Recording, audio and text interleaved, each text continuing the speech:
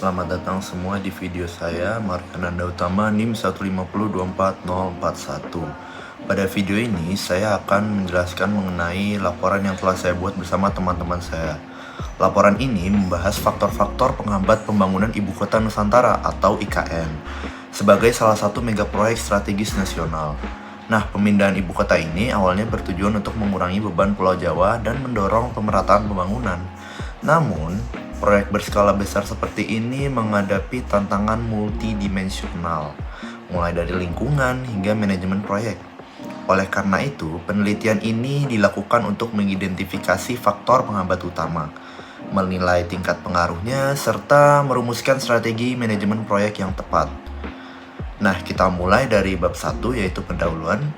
Di bab ini kita menjelaskan mengenai latar belakang, rumusan masalah, tujuan, ruang lingkup, dan metode penelitian.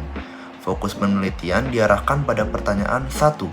Faktor apa saja yang menghambat pembangunan IKN? Lalu 2. Seberapa besar pengaruh masing-masing faktor? Dan strategi apa yang dapat diterapkan untuk meminimalkan keterlambatan? Metode yang kami gunakan adalah kualitatif melalui studi literatur dan kuesioner kepada para ahli, yaitu dosen-dosen dari FTSL ITB. Bab ini menjadi dasar konseptual dan arah analisis pada bab selanjutnya. Pada bab 2, ini berisi tentang teori dasar perkotaan dan pembangunan infrastruktur. Terdapat beberapa pendapat dari ahli dan juga literatur, dan saya simpulkan menjadi seperti ini.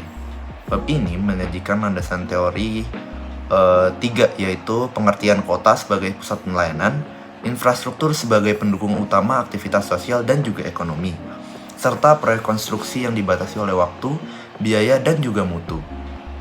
Pada bab ini juga menekankan pentingnya manajemen proyek konstruksi yang terdiri dari tahap perencanaan, penjadwalan, dan pengendalian sebagai kunci keberhasilan proyek berskala besar seperti IKN. Pada bab 3, kami melakukan analisis faktor penghambat pembangunan IKN. Di bab ini merupakan pembahasan utama dari laporan.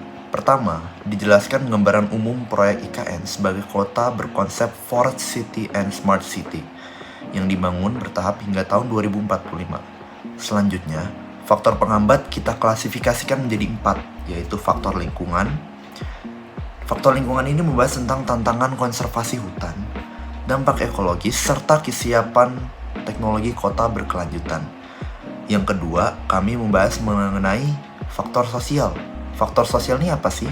Yang pertama, pengadaan lahan, lalu ada relokasi masyarakat, konflik sosial, dan juga perubahan struktur sosial. Pada faktor yang ketiga, kami mendapatkan faktor ekonomi, yaitu kebutuhan pendanaan yang sangat besar dan ketergantungan terhadap investasi swasta. Yang keempat, kami mendapatkan faktor manajerial, yaitu koordinasi antar lembaga, birokrasi, tumpang tindih regulasi, dan kesiapan SDM.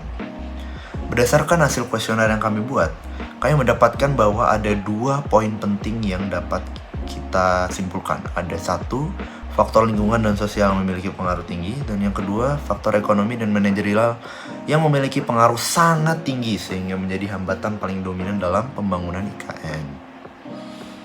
Nah, berdasarkan PPT yang telah kami sajikan, di sini saya akan menyimpulkan PPT ini menjadi kesimpulan yang saya akan tarik sendiri. Berdasarkan bab-bab yang telah ada pada sebelum-sebelumnya, di bab ini adalah kesimpulan dan saran. Bab ini menyimpulkan bahwa hambatan pembangunan IKN tidak hanya bersifat teknis, tetapi sangat dipengaruhi oleh tata kelola dan manajemen proyek. Faktor ekonomi dan manajerial menjadi faktor paling krusial karena berkaitan langsung dengan pendanaan dan juga koordinasi proyek.